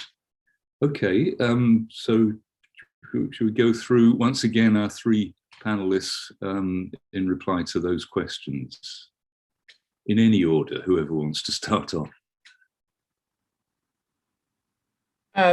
Rachel, if you can start, I'm getting back to the question here. Yeah, sure. So the question about conversion. So yeah, the short answer to Hillary is yes to both questions. Both are true. So usually, in most cases, with different Noahide communities that I've encountered, the first answer people will give is, I don't have to convert. That's not my purpose. God made me a Gentile. God gave the Gentiles the Noahide code, and that is the divinely instated status for Gentiles to realize themselves, to realize their spiritual potential, to access a pure monotheism according to the Torah. And they definitely sort of have been given this ideology from their mentors that Noahide status is equally is sort of separate but equal to Jews. Jews, as the children of Israel, have 1,613 specific commandments, and Noahides have 7, and both have, different but parallel roles to play in ultimately bringing about this sort of pure monotheism and the end and the messianic times, right? Because according to the Jewish messianic timeline, the goal is not to convert the rest of the world to Judaism. The Jewish messianic imagination is really about the restoration of Israel, the restoration of a Jewish national polity, and the emergence of a sort of pure global monotheism, knowledge of one God. But that does not involve a conversion of the world to Judaism, which is imagined as an exclusive ethno-national status. So yes, most Noahides, especially in our first interactions, will tell this kind of story.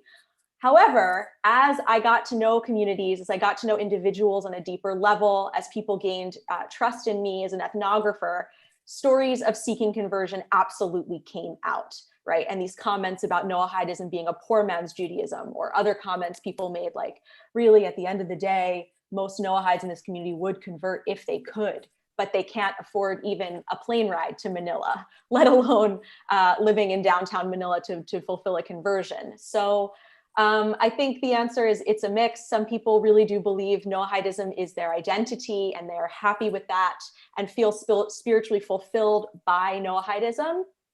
Others see it as a kind of way station on the way to a Judaism, to a full Judaism that they really do desire. So it really depends who you're talking to and what people were willing to share with me. But desire for conversion is there, and it definitely came out in both in the Philippines and in Mexico. The other question about Noahides influencing politics, still, again, I think Noahides in the Philippines were still taught, even though 3,000 is a lot for an emerging religious movement, it's still too small to make any claims about how they influence the national politics. But interestingly, I did ask people about Duterte, and generally the people that I spoke to were in favor of him, spoke very favorably about him, about his relationship with Israel, about the Philippines' warming relationship with Israel. Some people even speculated that Duterte was a hidden Noahide. I thought these rumors were interesting. He had made negative comments about the Catholic Church or the stupidity of the Catholic Church, and Noahides were reading that as maybe he was signaling that he's a Noahide somehow.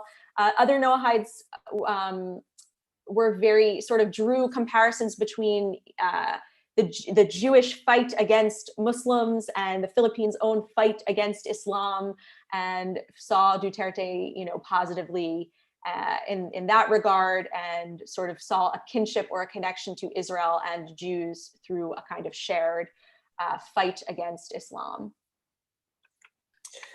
Thank you, Rachel. The concept of a hidden Noahide makes me wonder whether they would have escaped the flood. Cynthia, please. Yes, thank you. I have not heard this mythology of Ham as the cursed forefather of the Black people. In the places, of course, Africa is a very, very large place. So it could be that it occurs there, but not to my knowledge. I think race, when you are working in Africa, you cannot avoid the reality of race as part of, as impacting all things, religious, political, social. And as I say that, I would say race is understood, of course, quite differently in many places in Africa than it would be in the US. I think that last slide that I had in my PowerPoint where there were books, it was covers of books where people would say Israel is in Africa. I don't know if you noticed that, but Israel is in Africa. So claiming this sense, and there was someone mentioned in one of the questions, there are people who believe, Ethiopians, particularly Ethiopian Jews, believe that they are one of the tribes, that they are a tribe of Israel. And I have heard that in other places too, where people are not considering, it's really interesting, they're Christian, but they understood themselves as a tribe of Israel. So claiming Israel as African is a really interesting part of this panoply of what this means in the place in Africa. Thank you very much, Cynthia. We're almost out of time, and in fact, I think two of our panelists have to teach in about sort of 3 minutes' time. And in fact, Joel has already had to leave us. So I think it's probably best if we wrap up here. And I want to say thank you very much to Cynthia, Rachel, and Joel for their presentations, to Shabana for somehow managing to group them all together in her comments, and to Livia for her question, and all the participants who have asked fascinating questions, and as I say, some of which we did not manage to get round to, but which will be in some form reincarnated and transmitted to the panelists. So thank you very much to all of you for a fascinating panel, which has really shown us, reminded us once again of the tremendous diversity of phenomena that we're looking at, and the diversity of Christian Zionisms, not all of which, of course, say that the Jews will be annihilated at the end. There are other forms. And the diversity of things happening on the ground with regard to this, and the need for more research. I think often the questions that come up that we actually don't know the answers to are the most significant outcome of an event like this. So thank you very much indeed to all our panelists. And I'd just like to remind everybody that our next panel is in 1 hour's time, not an hour and a half's time. The timing is slightly different today because we're going to have a final short panel afterwards. So our next panel actually starts in 1 hour, at whatever time it is where you are locally. Okay, so look forward to seeing all of you 1 hour from now. Thank you very much.